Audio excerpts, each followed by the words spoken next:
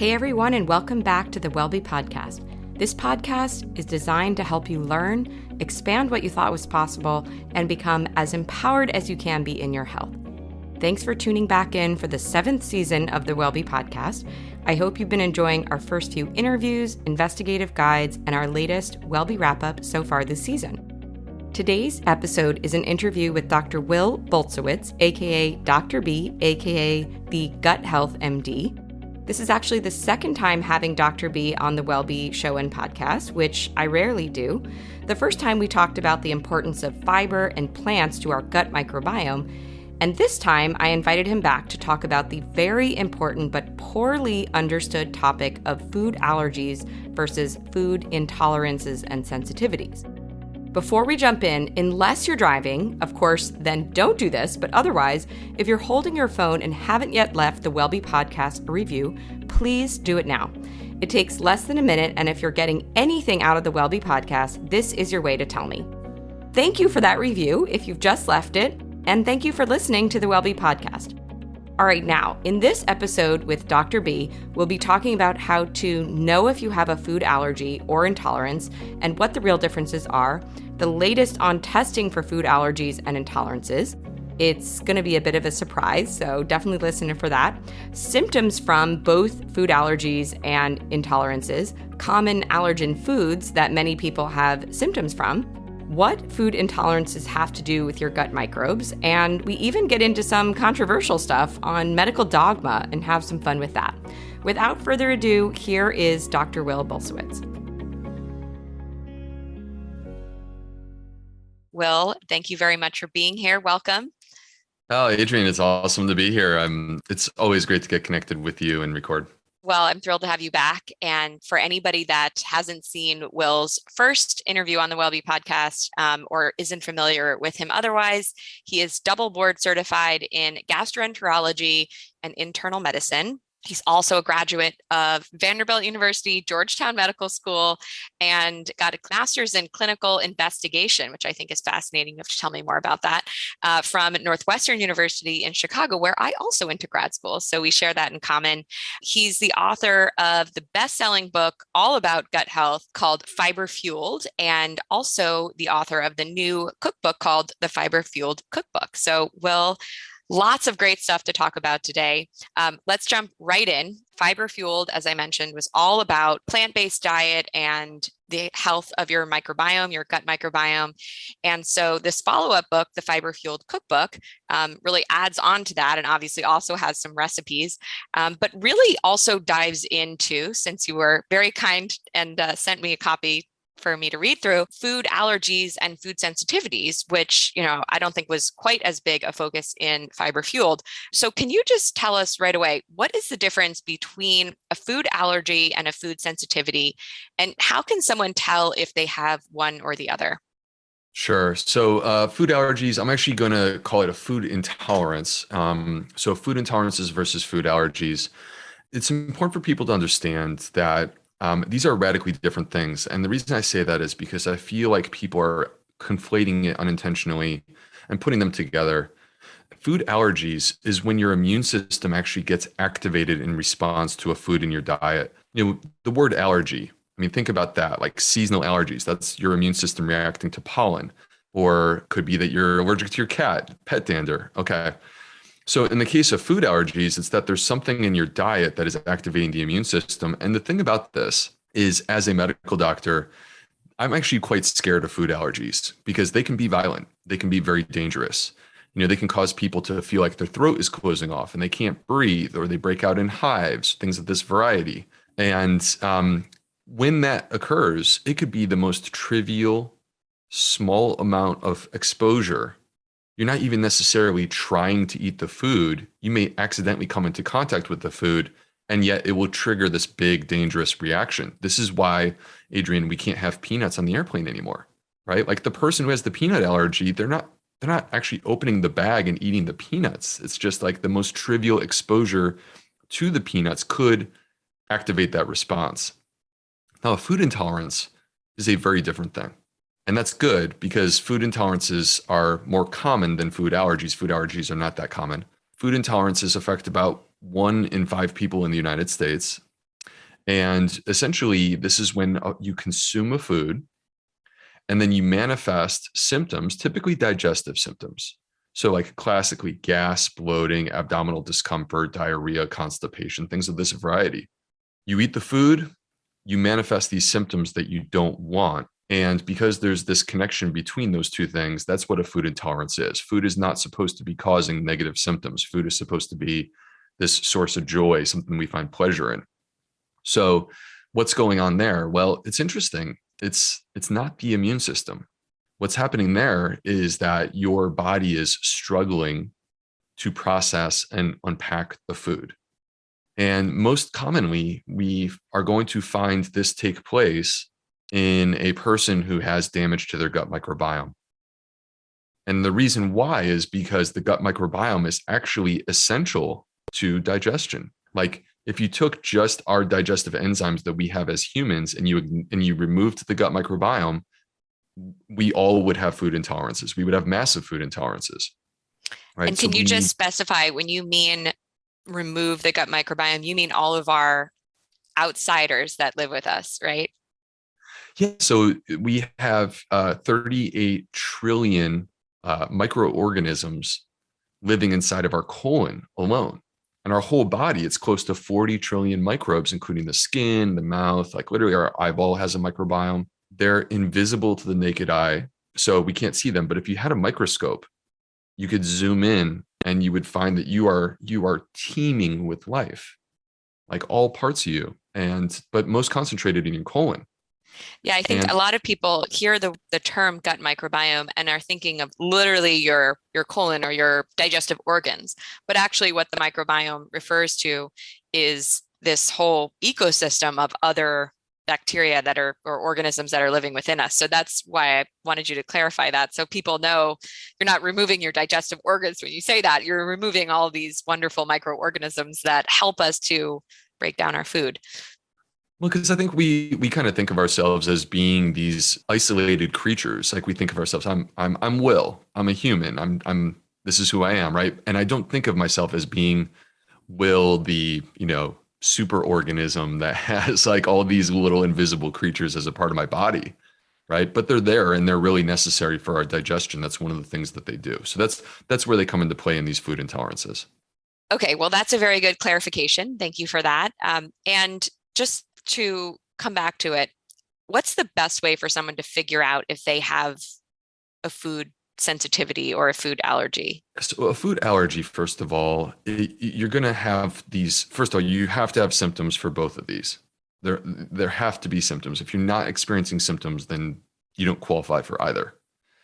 A food allergy is most typically, it could involve some digestive symptoms, but the manifestation of a food allergy is most commonly going to be outside of the digestive system. It's going to include other parts of your body.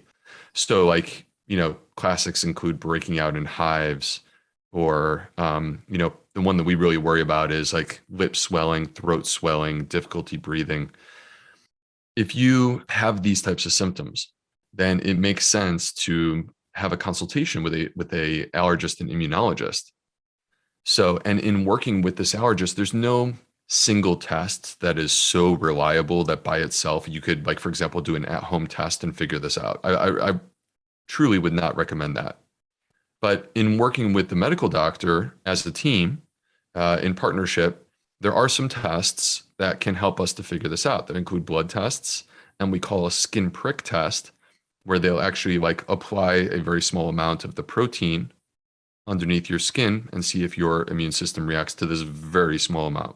Now, when it comes to food intolerances, food sensitivities, the challenge that exists, and one of the reasons why I wanted to write a book about this, is that there's no easy way to answer this question, in the sense that like many people just want to know, hey, can I do a test and get an answer?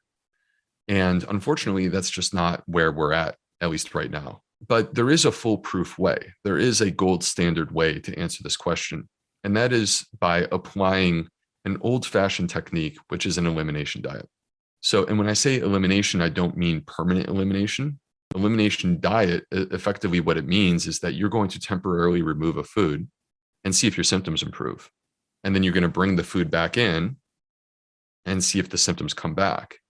And if you do this and you discover that, like, again, your symptoms improve with removal and they come back when you add it back in, that is evidence that you have a food intolerance. And then, so now you have basically identified what food you're having trouble with. Yes, that was one of my other questions for you was, are there reliable food allergy testing and also, to kind of explain why the elimination diet is that much more effective than what's out there right now as far as food sensitivity and food allergy testing. Yeah, and the elimination diet is going to be really more applicable to sort of the food intolerances versus, if you have a food allergy, typically the approach would not be the food elimination diet. Typically the approach would actually be the testing through blood testing and skin prick testing. And part of the reason why is because, like, let's pretend if I have a peanut allergy, if someone else is the allergist, they wouldn't want me to reintroduce the peanuts, right? Because that could be potentially dangerous. So instead, we have to look at these other safe ways to really sort of control it. That makes perfect sense. You wouldn't want to, have to use an EpiPen because you were just confirming that you had this life-threatening food allergy. Okay, but for most people that have food intolerances and food sensitivities, you're saying an elimination diet is the gold standard. Do you recommend, because people ask me this a lot with elimination diets, taking out like all of the major allergens? I think there's 8 of the most popular ones, or even 13 now that, have some sort of official government stance as a food allergen at once, or really only the things you think you might have a sensitivity to?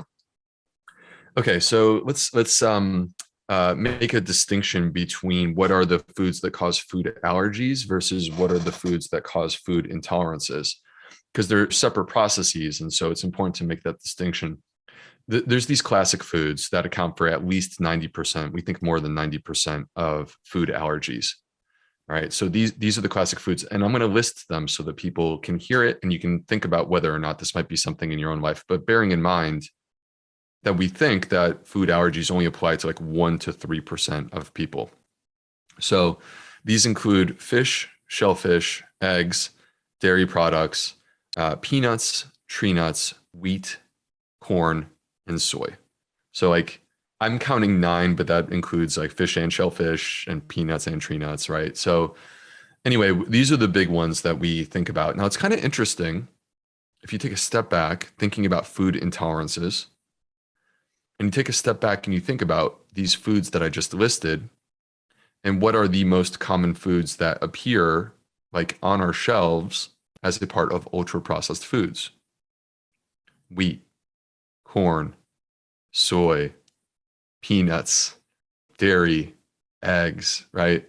So I personally don't think it's a surprise that the foods that our immune system is most confused by are the ones that we're also like sort of changing and combining with chemicals as a part of ultra processed foods. I think that's an explanation potentially for why that is the case. And another thought I had is it's usually, well, certainly the case with wheat and cow's dairy, right? They're just one, species of like all the grains out there. And it's just been over consumed, right? There's so many different options for grains, and yet most of us only consume grains that have wheat in them, or consume peanuts as far as nuts, right? Like how many kids eat only peanut butter and not cashew butter and almond butter and macadamia nut butter, all these other things, right? So to me, it's also like we've just taken these one species when there could be so many options in that category and just overexposed ourselves to the point where the next generation is maybe being born with that allergy. That's just a theory of mine. There's no medical background to that theory. No, I think you're right. And I think you're right. And what you're speaking to is actually a very important topic, which is the erosion of diversity within our actual diet that's taking place as a result of the food industry. So basically the food system, from their perspective, it's a lot more efficient in terms of their bottom line and their ability to make money if they just stick to the stuff that is inexpensive and not complicated. And so, and then here we are, and 75% of the plant-based calories that exist in our supermarket come from 3 plants: wheat, corn, and soy, right? And so, we've gone from this abundant, varied diet down to a very whittled down and focused diet. And we talked about this in our first episode. I'm just going to put a quick plug into it right now because most people who know me have heard me say this. When we study the microbiome, diversity within our diet ends up showing up all over the place as being a critical part of supporting a varied, complex microbiome. So when the food system says that they're trying to contract the diversity in our diet, that's a problem because the only way for us to fight back against that and actually protect our gut ecosystem is for us to make choices independent of what the food system provides to us. And that's where education comes in. This is why our podcast like this is so important. Yes. And I promise you that wasn't a layup to talk about why the diversity in your food matters. I have learned so much from you on this since we first spoke about it. And you're in my mind almost every day when I make a meal about how many different plants I can get into the meal to increase my food diversity. But we did not talk about the connection between food intolerances and food allergies when we were first talking about that. So it's great to see it come full circle in why that diversity is not only important to feed the different good bacteria in your gut microbiome, but also for this trying to avoid allergies and intolerances in the next generation, perhaps. This is so good because you don't even realize that you're nailing very important points. You're just speaking from the heart and speaking as a highly intelligent person who's looking at what's happening in the world. But actually, they've looked at this, believe it or not, Adrian, and discovered that dietary diversity during childhood was actually associated with a reduced likelihood of developing food allergies. How interesting is that? Yeah. Yes, I have been thinking a lot about this as a new mom, and my son has been on solids for 3 months now. And, they talk about the first 1,000 days. Like everything I read is about the first 1,000 days of a child's life and how the eating habits and the diversity of the diet in the first 1,000 days can set the patterns and the likes and dislikes and tolerances and intolerances for life. And it's just wild. You know why this is? This is because the microbiome develops in the first 3 years, right? 1,000 days is 3 years, effectively. Okay. So you're a new mom. I'm a new dad. I have a new baby at home. And from the time that child is born, that's as close as they'll get to a completely undeveloped, clean slate microbiome. And over the course of 2 to 3 years is the time range. That's when the microbiome ultimately develops and it becomes set into this thing that maybe it's adaptable, but it's pretty darn set up in terms of what you're going to be moving forward through childhood and even into adulthood. So it becomes this really critical phase. And so everything that you're saying is completely accurate. And it's just so interesting because really what you're talking about right now is the microbiome. Yeah. Yeah. I mean, obviously I might be researching more than the average new mom, maybe not, I don't know, but I'm just so aware of how much my little choices, with each meal are creating this lifetime of impact as far as what he is willing to eat and how he does with certain foods. So no pressure, new moms, but it matters. Well, and that's what I was going to say is like speaking as someone who has 3 kids. So my oldest is 8, my daughter is 8, my son is 5, and then we have a new baby at home she's only 5 weeks. I can just tell you that, first of all, there is no such thing as perfect. So anyone who's hearing this right now, and this includes you, Adrian, like there is no such thing as perfect. There is so much that is going to ebb and flow during your experience as a parent with your child. And there will be times where they will flat out reject the food that you're trying to get to them. And don't worry, your kid will be okay. Because then it just comes back online. It's just like an ebb and flow thing that sometimes you can't have complete control over everything that's happening. I'm already there. I'm already realizing that, you trade these little moments. And then I'll get back to a question I have for you about food sensitivities, but I'll share a little story, which is that we went to visit my in-laws, and my father-in-law loves this old-fashioned diner in their town, like very old-fashioned with the pancakes and the syrup that is in the packets and the whole thing. And, my wearing my health hat, I'm like, this is a disaster, like processed meat, refined carbohydrates, like all the, tons of gluten, this and that. And my child has this, unblemished, perfect microbiome. I've given him nothing but organic food and breast milk and blah, blah, blah. But the moment, it just brought so much joy to my father-in-law and to the experience as a family with his cousins too, who he doesn't get to see a lot, and all enjoying, this very like old school American diner and having his first bite of pancake and this and that, or gumming it, I should say, not bite. And you just kind of got to let it go. I wouldn't let him have like the bacon because I felt, more strongly about not letting him have processed meat, and it's harder to gum that anyway. But it was one of those things where I just thought, this is worth it. So perfection doesn't exist, and you make these little trade-offs. But I knew he was going right back into, organic plants for every other meal. So it was really adorable. Okay, so I do want to keep talking about food sensitivities because that is what you are so knowledgeable about, and I want everybody to learn a lot about it today. So in your book, your new book, the cookbook, you talk about the big three of food sensitivities. Can you talk about what those are and why they are the big three? It's interesting. So I guess just to comment real quick on the cookbook, because people hear, oh, the Fiber Fields cookbook, and then they're like, well, what is he doing talking about all this stuff, right? And that's because this is actually far more than a cookbook. It's kind of a weird genre-breaking book in the sense that it is a cookbook. It's got 125 recipes and full color photography, but I wrote an 11-chapter book. And that 11-chapter book is really intended to be the how of gut health, because I felt like my first book covered the why. And a big part of my focus is taking people on a step-by-step process to heal their gut. And so in that step-by-step process, the very first step from my perspective needs to always be understanding the root of your problem, root cause understanding, because we're going to be creating a plan. And in order to create a plan, like the accuracy of that plan is completely contingent on the accuracy of that root cause and understanding it.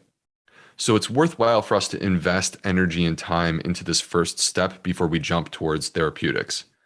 And so one of the things that I wanted to do was take a person who has food intolerances. Again, this is 75 million Americans, all right?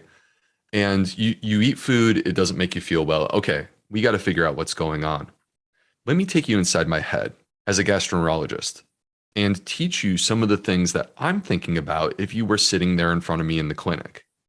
Because I want to make sure that you have adequately explored these possibilities with your own doctor. I want to empower you during those encounters and relationships.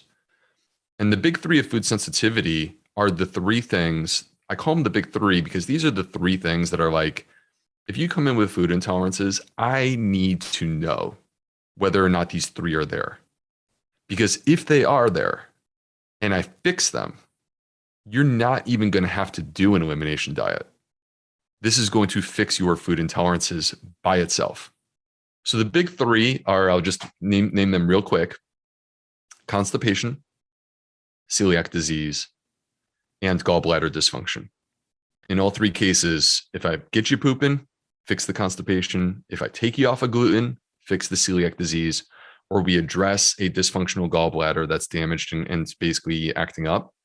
My expectation is that if your food intolerances aren't completely gone, they're at least like radically better.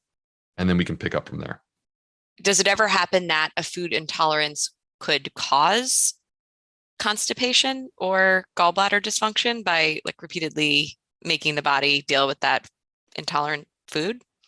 So food intolerances certainly could cause constipation. One of the things that I talk about in the book is called the fiber paradox, which is that people who have a damaged gut, they really need dietary fiber. That's how you actually heal the gut. And I make that argument in the book.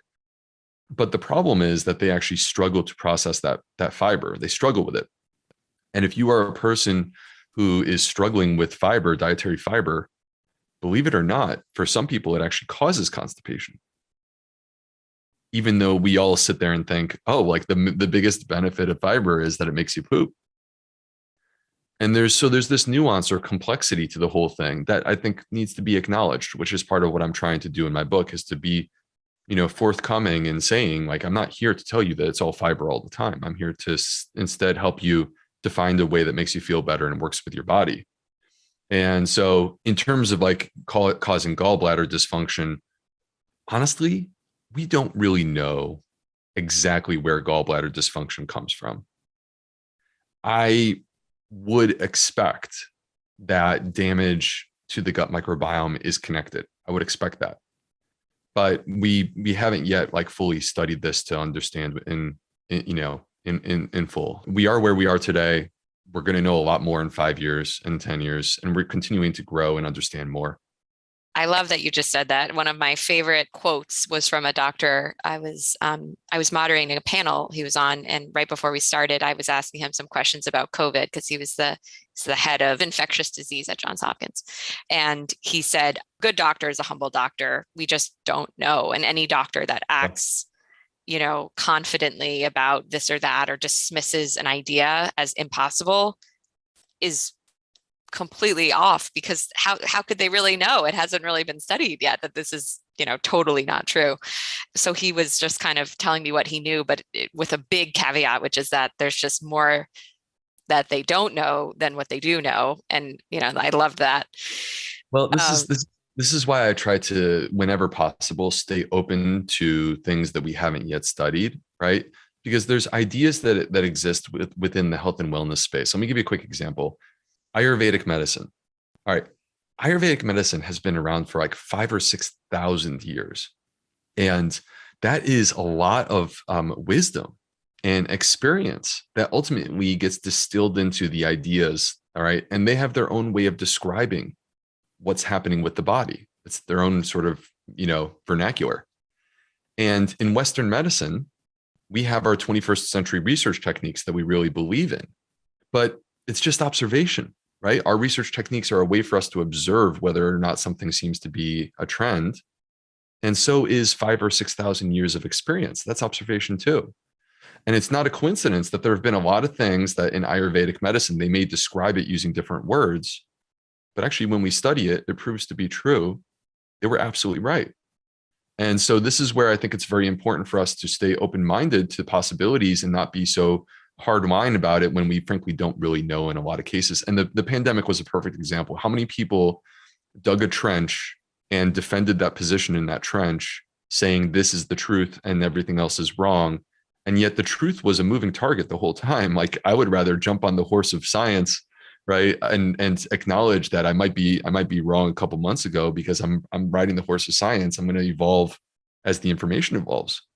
And so many people said, I'm on the side of science, but then the whole scientific method is about, studying something and then making a hypothesis with the information that you have. But then when the information that you have kept changing, it's like, there's no side of science. The side of science is being open-minded to the things might change. That is so true. I know we're so divergent in this, but I can't help but say this, that I feel like when people start weaponizing the term science, they say, I have science and you don't, right? That's like an appeal to authority thing, where you basically are saying, like, my opinion is superior to your opinion because I believe that I am more invested into science than perhaps someone else is. And I think that that's just like a very dangerous thing, because what we're doing there is actually saying, I refuse to communicate. I refuse to explore nuance.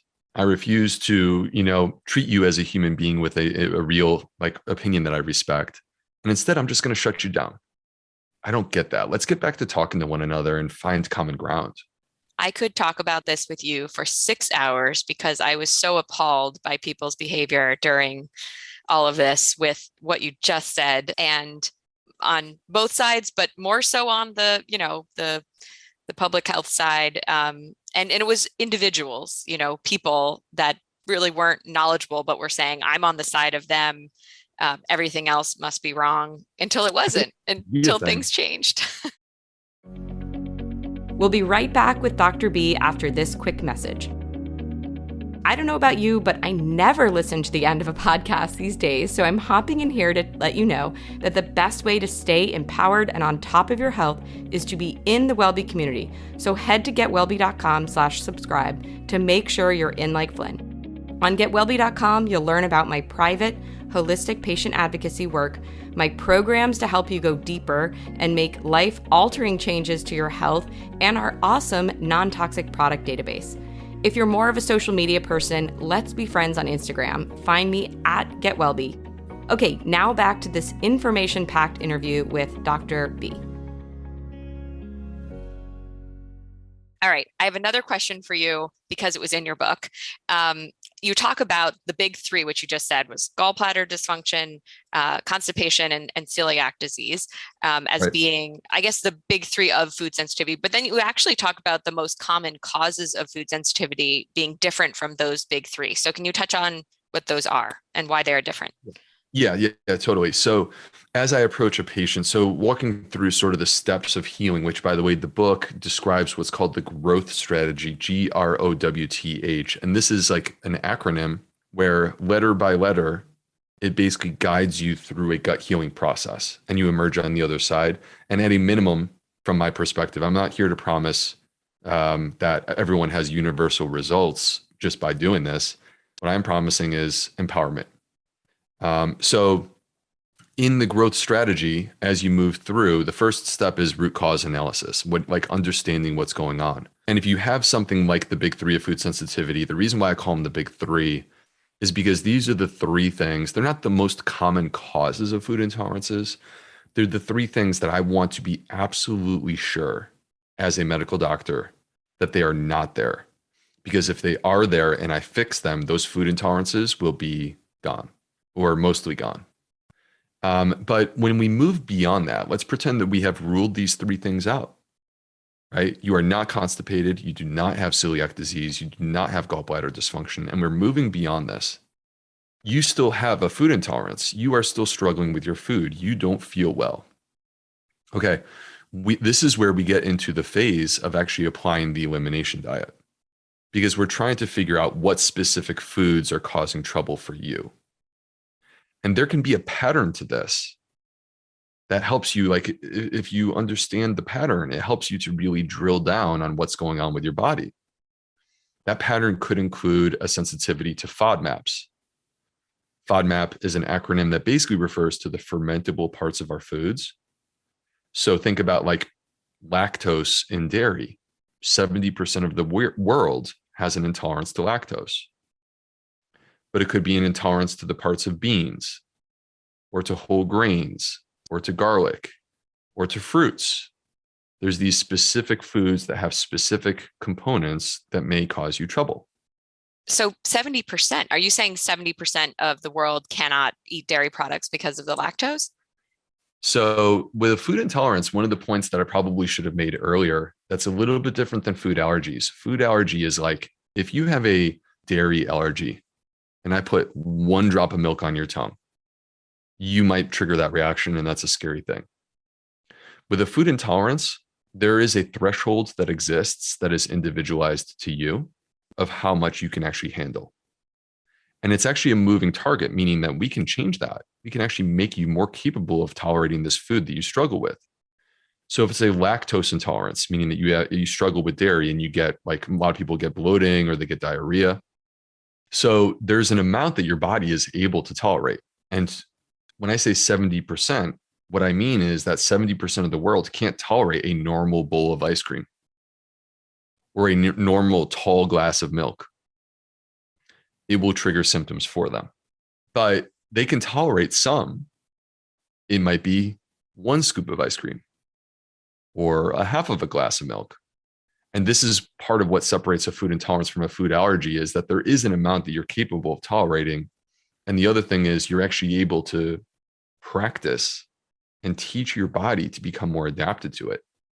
And so I say 70% of the world is intolerant to dairy, but like there's actually very clear research on this topic showing that you could take these people and if you properly handle their gut, they actually become capable of tolerating the dairy, even though they weren't at baseline. I was also going to say, I think a lot of people have just grown accustomed to tolerating the symptoms, right? So they're just routinely having gas or some bloating or irregular get a pizza and then have diarrhea. Yeah, or not even full diarrhea, but just like it's not normal, but they're kind of just like they've become so used to that they don't really process that it's because of something they just did. So they're intolerant, but they're tolerating the symptom of the intolerance for, indefinitely, maybe. This is something that I think is only on my mind because I'm a new mom, but it's a follow-up question to what you just said about lactose. Human breast milk has lactose in it, right? So how is 70% of the human population intolerant to it? It's a good question. So children clearly are not intolerant to human breast milk. But what's interesting is that if mom consumes dairy in her own diet, many times this will actually create intolerances for the nursing child. So Yes, like I have it's seen that. extremely common, and many moms will find better success in terms of their child who has, reflux or spitting up or other sort of digestive issues. Many moms will find that the child is better off when they eliminate dairy products from their own diet as a mom. It's a good question, Adrian. I don't have a very clear answer because I'm not sure of how much lactose actually is in human breast milk. But there does seem to be this distinction where, like, similarly, if you take a child who's formula fed, there's a pretty hefty percentage of children who are formula fed that struggle with dairy based formula and are better when you transition to something that's not dairy based. So I think that these issues still exist in our children. It's just differences in what they're being exposed to. Yeah, I think that's definitely true. And I have several friends who are new moms in nursing and coming to me, and I'm like, I am no expert at all, trying to troubleshoot clear digestive symptoms in their babies as like, should I stop nursing? Is it something about my breast milk, or should I take something out of my diet, or should, are they on a bad formula? Should I be switching it? There's so many different nuances, especially since some people I know are doing nursing and formula. So trying to really isolate the issue is even harder. So it's all very, very confusing. And that's why we're talking about this today, to try to give people some clarity. Well, if you took that situation, so let's treat it as if the baby has a food intolerance, right? We could apply literally the exact same principles that I'm teaching for adults, which is that the baby is struggling. You're trying to figure out, is there a food that's triggering these symptoms? And you move through a process that's a structured process to see if you can prove that something is problematic. So women will often eliminate dairy from their diet and see if the child improves. But you would also consider eliminating spicy and acidic foods from your diet, right? And so there's a very similar process. It's just that it's being sort of distilled through the nursing relationship, but actually it ends up being the same concept that we're talking about for adults. I'm glad we brought some clarity to that. And on that topic, the concept of genetic food intolerances, right, is something that you were talking about, like sort of an irreversible chronic health issue / like you're born with it, it's genetic, versus something that can be worked on and improved. So can you talk about when something is for sure a chronic health issue that can't be reversed? Because I know a lot of people who've been told by medical doctors very nonchalantly, without trying anything else, that things are genetic, just with their children, with themselves. Oh, that's just genetic, i.e., there isn't really anything you can do about it. And I think that's unfair. I think people need to go through the process of trying to work on something and see if it can be improved before they say that it's just genetic. So can you talk a little bit about that? Yeah, it feels a little flippant to me. It feels a little flippant and kind of almost lazy, recognizing not that the doctor is lazy, but instead recognizing that the doctor is very limited in terms of time resource. And so if something requires a significant time burden, they're frankly going to look for ways to try to eliminate that if they could, right? So there are certain ones that are genetic. Let's pretend that a person has celiac disease. Celiac disease is a genetically motivated condition. If I diagnose a person with celiac disease, my recommendation to them is they go gluten-free. And there is no option.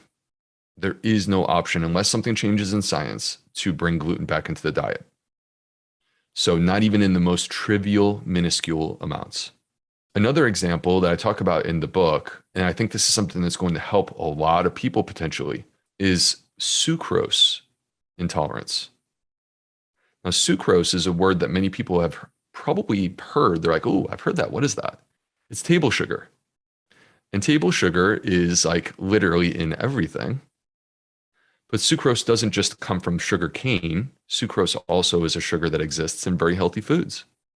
You could be like, consuming beets or a sweet potato. And it's like, there's no denying that these are healthful foods, but they happen to contain sucrose. Some people have a condition called congenital sucrase isomaltase deficiency, CSID. It's a mouthful. Don't worry about the mouthful. Just recognize this. This is the important part that I want people to hear and take away.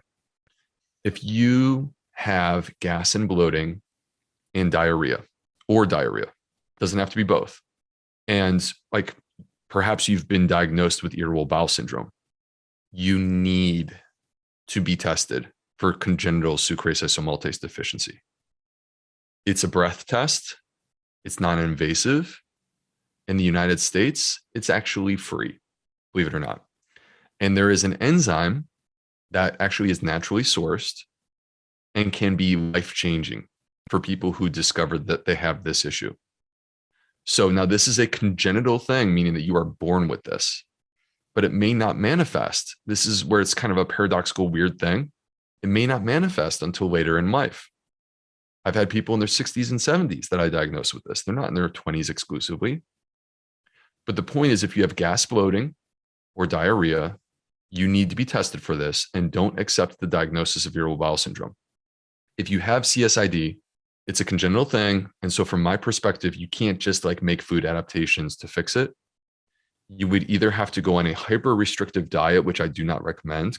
In the long term, it's not good for your health.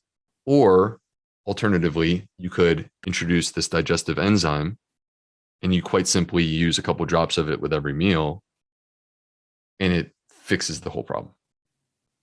So that's not many that are actually gene-based or congenital diseases, but there are many other, eczema and these things that people are being told right and left are genetics rather than something they can do something about.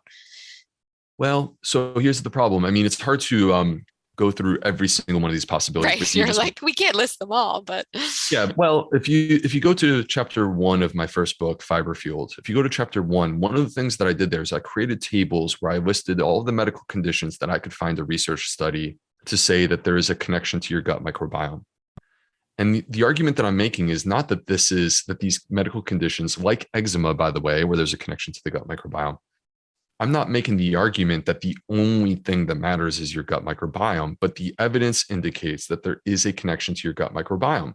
Well, your gut microbiome is interesting because it accounts for 99.5% of your genetic code, but it's also completely adaptable. So what that means is that we can call it genetic, but maybe it's not like genetic coming from your human genome, but instead is coming from your microbial genome. And that could be changed. We could adapt that.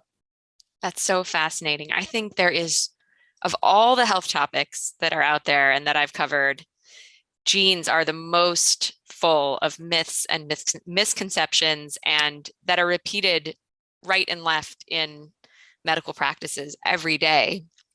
It's wild. It's sort of our own fault because actually where I think that a lot of that comes from is the popular narrative for decades on end. Once we, like Lewis and Crick, discovered DNA in the double helix, and we think that this is the holy grail. That's what we thought. And we built it up as such for decades.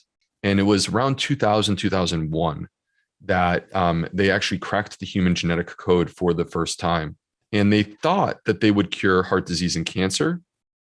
And clearly they have not. And the reason why is because actually they didn't have the tools in 2001 to study the gut microbiome.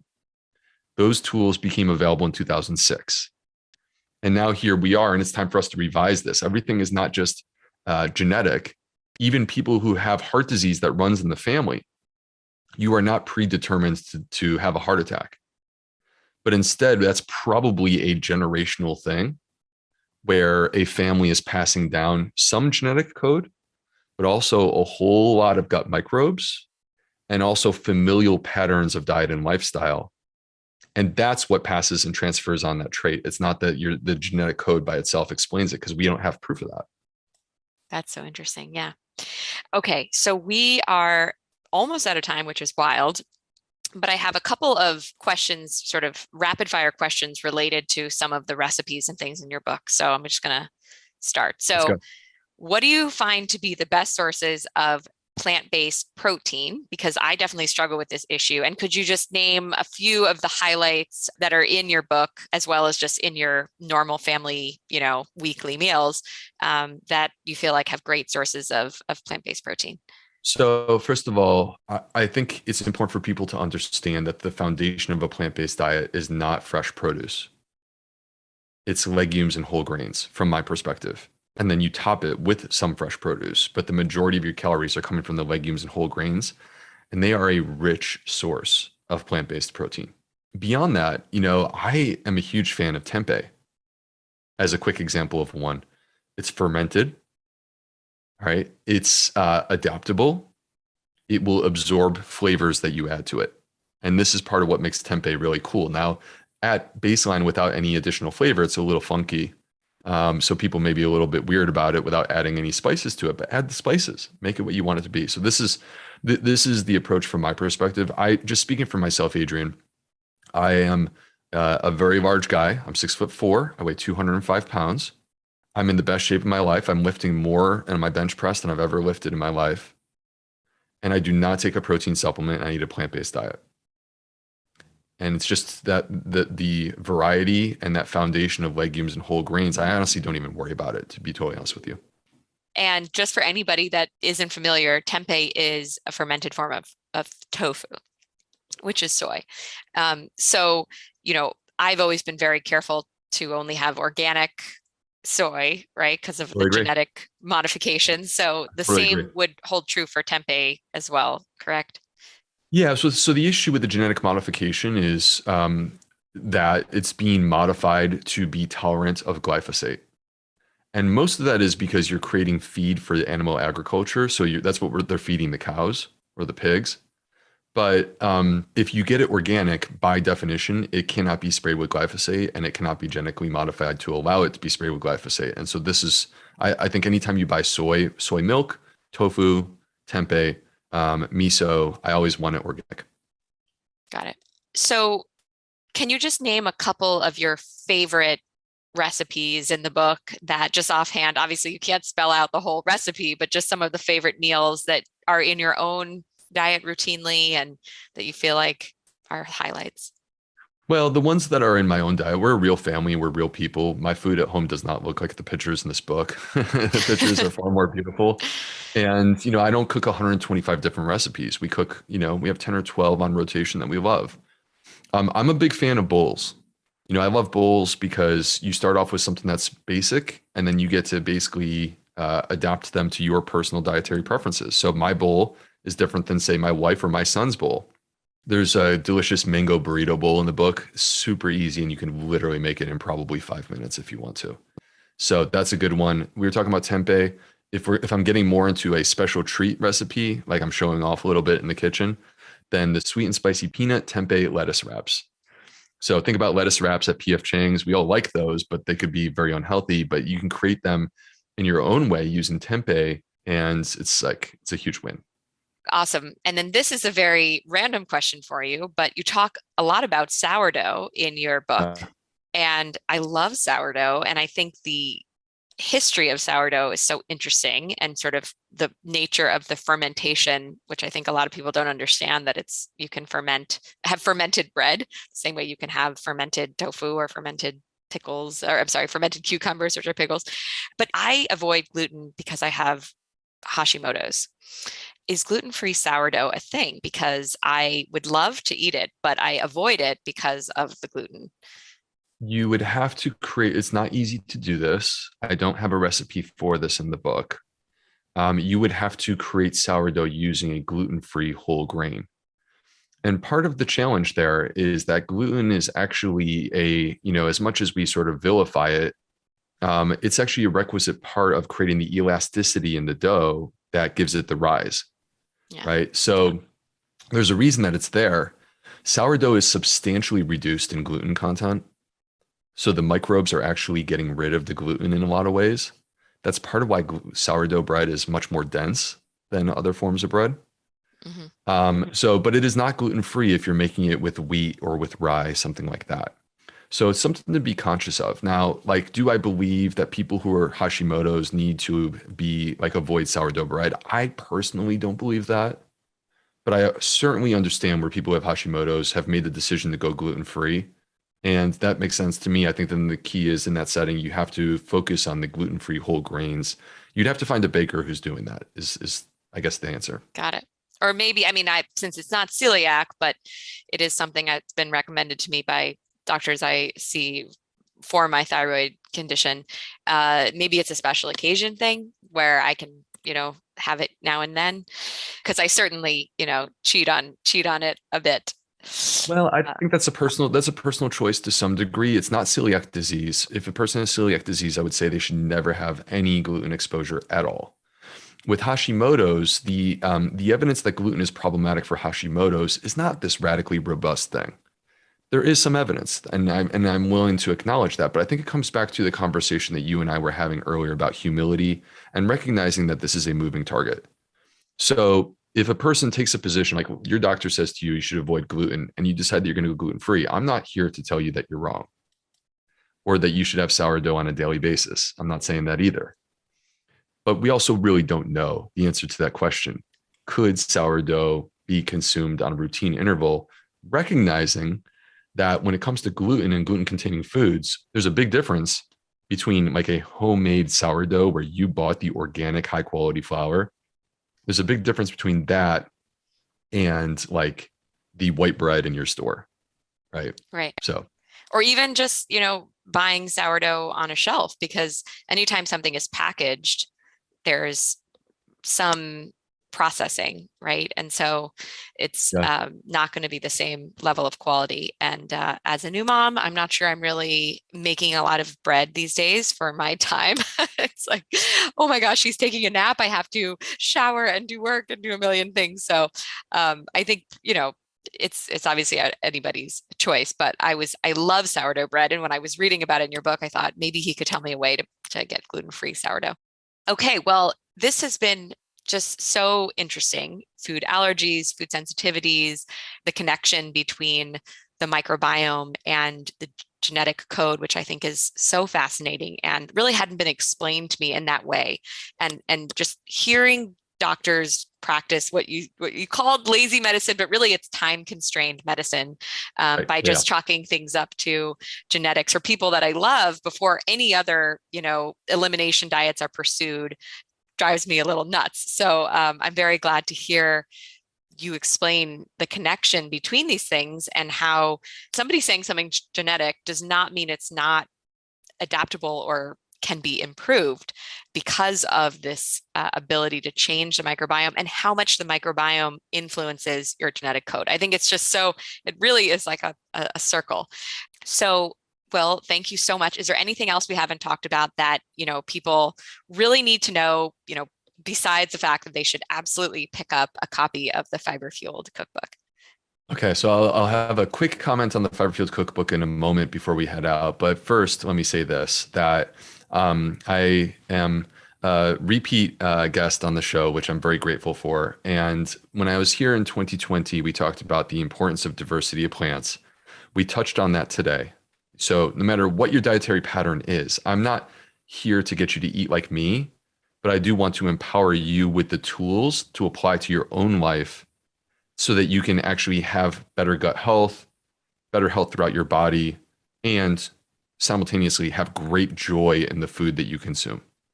So we talked about diversity of plants. You should apply this to your life. I hope I'm not annoying you when you're in the supermarket and you hear my voice. I mean, I hope you don't get sick of hearing me.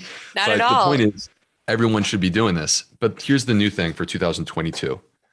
Brand new study came out less than a year ago saying that if you add fermented food to your diet, basically it was a clinical trial. They took a group of people who were not eating fermented food for the most part, and they added fermented food to their diet, and they discovered that in just 10 weeks, they increased the diversity in their microbiome. That's a measure of better health. And they also reduced measures of inflammation. So the bottom line is that if you're not eating fermented food, this is another opportunity for you to enhance your gut health. We all should be doing it. Awesome. And to circle back to one of your recommended sources of plant-based protein, tempeh is a fermented version of tofu. So if you've never tried tempeh, find it in the grocery store. Make sure you get it organic. And like Dr. B said, or Will said, you can use lots of different spices to make it flavorful and give it a go. Tempeh, miso, sauerkraut, kimchi, pickles. You could do in my cookbook. We have fermented salsa. Obviously, there's sourdough bread. You could do kefir. You could do water kefir. You could do kombucha. Go down the line. There's so many great choices when it comes to fermented food. So it's just something that we all need to be focused on. And that's part of what the book is. So just to comment real quick, the book is meant to be a toolkit for better gut health. And it's meant to be applied to your own life in a way that works for you. This is not a rigid protocol. What it is instead is a bunch of choices, and it's choose your own adventure for gut health what works for you. Let me try to empower you. Let me give you information that could change your life. Let me show you how to overcome food intolerances if you have those. And if you're already healthy, gosh, the gut is connected to your digestion, your immune system, your metabolism, your hormones, your mood, your brain health, your energy levels, your genetic code. This is not something that we should neglect. We should be nurturing this precious commodity. And so this book, it shows you that person who's healthy, how to do that as well. So I think this is where it's like the book can be applied and show you how to get better gut health.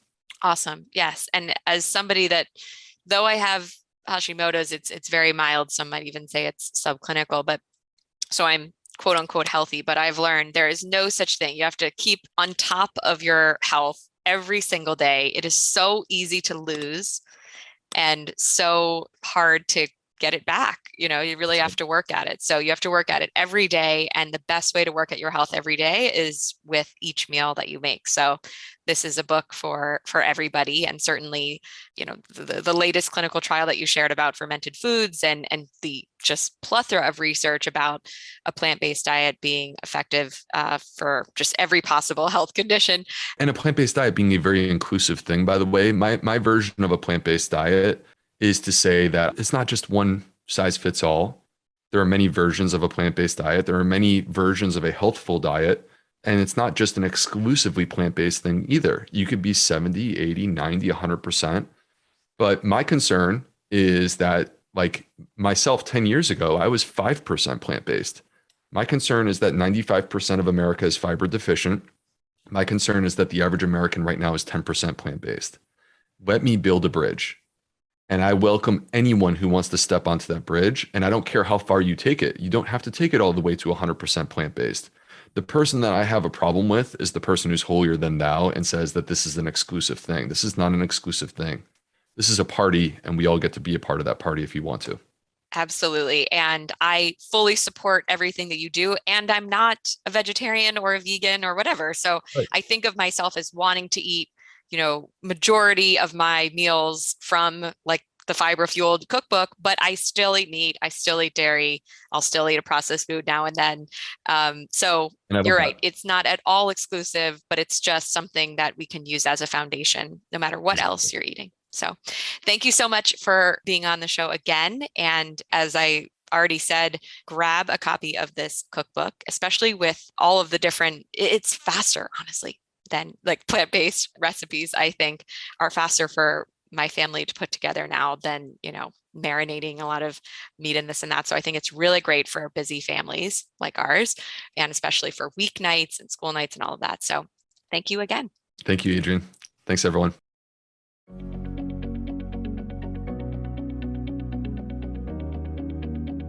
All right, now that's it for this episode. I'd love to know what's an action you can take now based on what Dr. B shared today.